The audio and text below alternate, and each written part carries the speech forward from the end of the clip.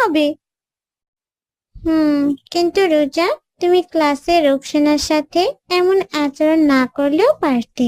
এটা করা তোমার একদম উচিত হয়নি। মানছি ও অনেক গরিব, তাই বলে কি ওর কোনো শখ থাকতে নেই? এটা কেমন কথা? দেখো, আমার ওকে একটুও ভালো লাগে না।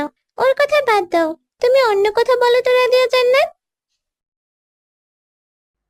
রোকসানা মা, তোমার কি হয়েছে? আজকে স্কুল থেকে ফেরার পর থেকেই দেখছি তোমার মন খারাপ। তোমার স্কুলের কেউ কি তোমাকে কিছু বলেছে?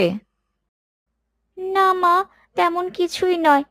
আমি পড়তে গেলাম, খুব মনোযোগ সহকারে আমি পড়ব, আর আমি এবারও স্কুলে ফার্স্ট হব, ইনশাল্লাহ। মাশাল্লাহ, মহান আল্লাহ রাব্বুল আলামিন তোমার এই ইচ্ছাটাকে কবুল করে নিক। মা, তুমি দেখবে আমি একদিন অনেক বড় হব, সেদিন